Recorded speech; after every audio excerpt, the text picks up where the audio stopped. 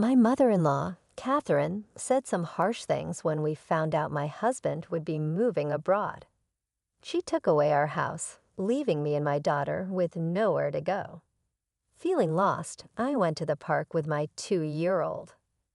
Out of nowhere, police surrounded us and asked us to go to the station. In the pouring rain, shivering from the cold, I followed them.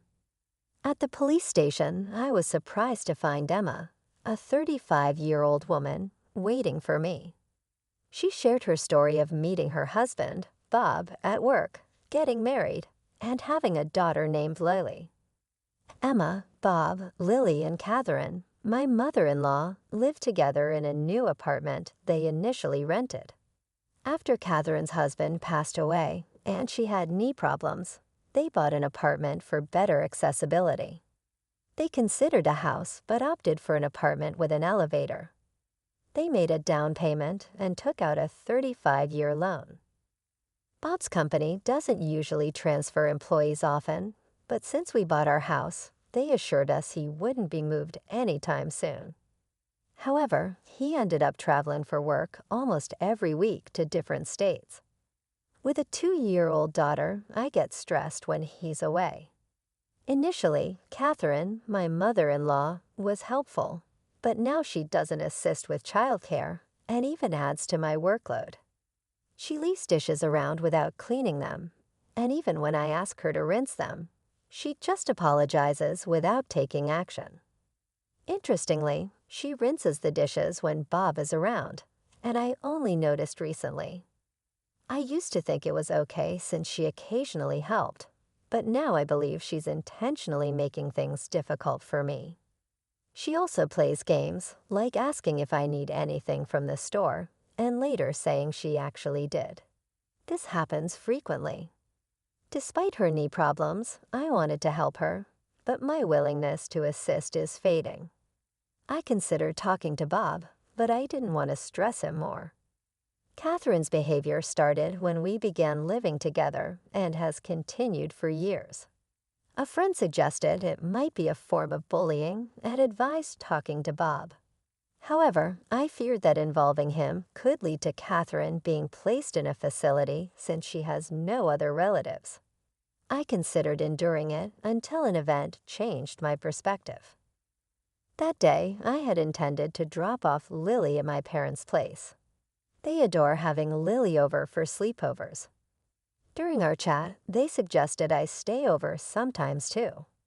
Although I'd love to, my concern for leaving Catherine alone held me back. After a brief visit, I decided to head back to the apartment where Catherine was waiting. Upon reaching there, I realized I had left the keys at home. Despite my initial worry, I remembered Catherine was at home, so I rang the intercom. However, there was no response to the room number I dialed. Wondering if she had gone out, I decided to wait outside. 2 hours passed with no sign of Catherine. It was 7:00 p.m., and darkness had set in. Just then, another resident arrived, and I entered with them. Knowing Catherine rarely went out at night, I was confident she was at home. With that belief, I pressed the intercom button outside our apartment. Though I heard the ding-dong sound, there was still no response. Waiting by the door, I eventually heard a faint sound from inside, confirming Catherine's presence. Despite trying the intercom several times, she refused to come out. Feeling defeated, I spent the night at a nearby motel, planning to return when Bob came back from his business trip. When I explained to Bob that Catherine had locked me out, he was rightfully upset on my behalf. But Catherine casually attributed it to her hearing loss, saying, "Maybe I didn't hear because of my hearing." I'm getting old, with a hidden smirk. Glad to be back inside, I grabbed my keys and went to pick up Lily from my parents' house. When I discussed the situation with them, they offered support, saying, "Sounds like she's giving you a hard time. If it becomes too much, you're always welcome back here. Remember, you're our precious daughter." Their comforting words brought tears, but I quickly wiped them away in front of Lily and headed home. Things were quiet with Catherine for a while, but suddenly Bob's permanent international transfer was confirmed. Despite just buying a place, he asked, "What do you think about staying in the U.S.? Can you handle living with my mom?" Unable to answer immediately, considering potential stress for Lily, I eventually decided it would be best for us to stay in the U.S. Shortly after this decision, Bob had to leave for Europe. Though he was concerned, work kept him occupied, so the life of me, Lily, and Catherine was about to begin. Living with Catherine took a turn for the worse once Bob left for Europe. Her attitude changed drastically. On a stormy day, Catherine surprised me with a bombshell. "Now that Bob's gone, wouldn't it be better if you and Lily move out?" Shocked, I asked for clarification, but she insisted, "I'll take over. I can't relax with strangers in the house. Please leave right now." I couldn't believe her audacity. Well, it's true we aren't blood relatives. I've always tried to make our living together comfortable, treating her like family.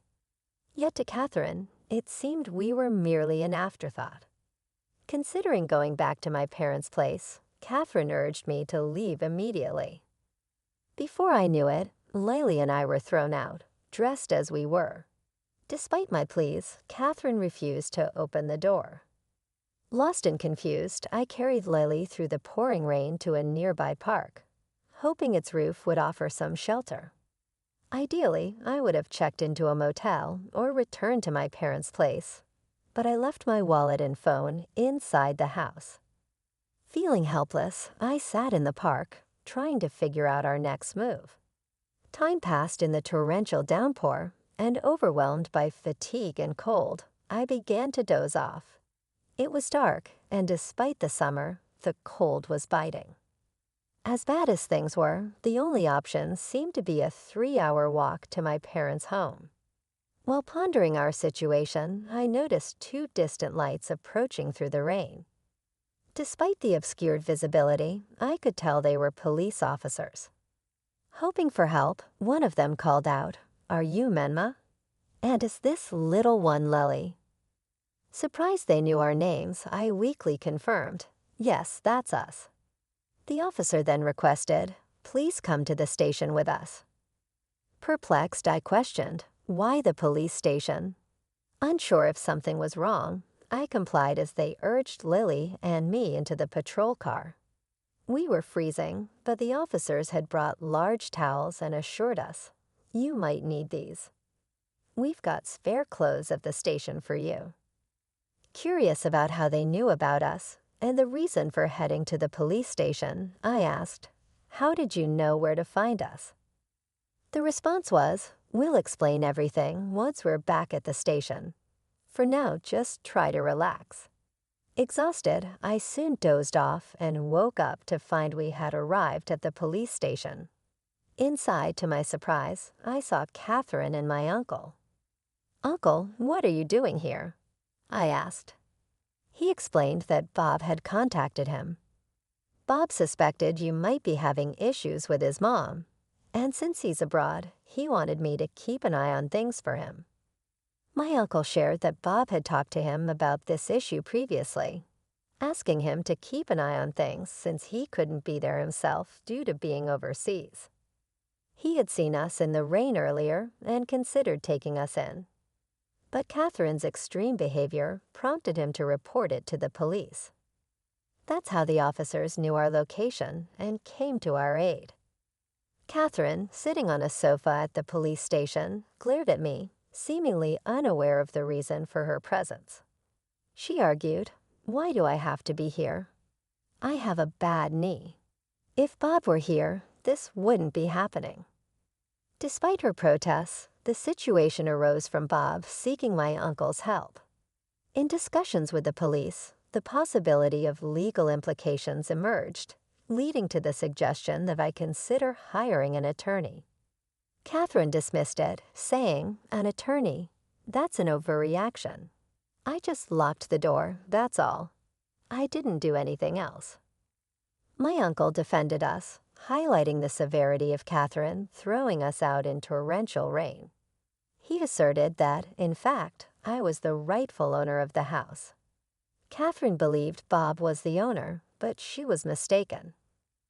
My uncle, running a real estate business, had arranged a great deal on a condo for us, recommended by Bob. The property was put under my name, a decision I had been indifferent about initially but now appreciated. Following my uncle's counsel, I opted to hire a lawyer. The legal expert conveyed that evicting Catherine would pose challenges, suggesting that placing her in a care facility might be the most feasible solution. Upon learning this, I promptly called Bob to provide an update. Bob, caught off guard by the escalation of the issue, expressed his desire to return from Japan for a thorough discussion. He mentioned considering the option of placing Catherine in a facility. Unaware of these developments, Catherine, still at the police station, casually snacked on crackers. Unable to return home with her, I decided to seek refuge at my parents' place until Bob's return. With Bob expected back in a week, I had some time to contemplate our next steps. If Bob didn't stand by me, divorce seemed like the only recourse.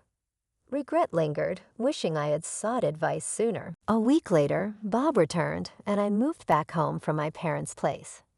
Due to the urgency of his return, Bob had limited time in Japan before going back to Europe, so we needed to discuss our next steps.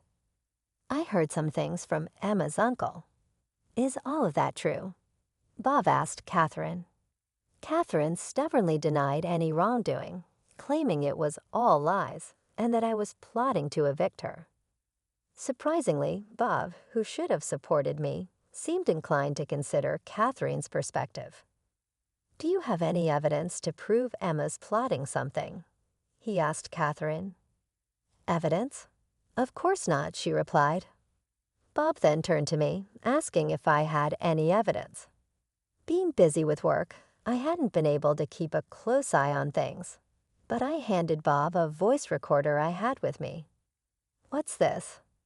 When Bob played it, he heard recordings of Catherine not only evicting me, but also frequently berating me, calling me a worthless wife. In response, Catherine quickly defended herself, claiming it was taken out of context. Despite Catherine's attempt to downplay her actions, a barrage of recorded verbal abuse played from the voice recorder, revealing numerous instances, some of which weren't even captured. Bob's hand holding the voice recorder trembled with tension and anger. Catherine, looking guilt-ridden, claimed, "Everyone has their moments, right?" I was just frustrated at that time, but it was just this once. However, the evidence spoke volumes. When Bob questioned her, she remained silent. As he asserted the need to protect me and Lily, Catherine, probably witnessing Bob's stern side for the first time, appeared frightened and speechless. Discussions continued until Bob's return to Europe. I made it clear that I couldn't continue living with Catherine, especially with Lily in the picture. Bob seemed to share my sentiment, leaning towards placing Catherine in a care facility. However, Catherine strongly opposed the idea, complicating the discussions. Despite her resistance, I decided to sell the house. You can't stay here anymore. If you don't want the facility, you'll need to find another place. Catherine resisted, refusing to allow the sale of the house. But it was a tough decision to accommodate Lily, and I had resolved to move to Europe. This choice was influenced by Bob's regret for not being more present for his family. Though hesitant about living abroad, knowing Bob would be with us provided reassurance. Additionally, Lily, being only 2 years old, would benefit from practicing her communication skills in Europe. Therefore, selling the condo, which still had a mortgage, became the only viable option. Leaving it as it was meant Catherine would have to cover the mortgage, an unrealistic expectation given her fixed income and future needs. Someone should be available to assist her. Despite our efforts, Catherine staunchly refused to move into a facility. Consequently, we had to take the step of placing her there against her will. I'm sorry, but I've got to head back to Europe. Could you handle any required procedures here? Bob inquired before his departure.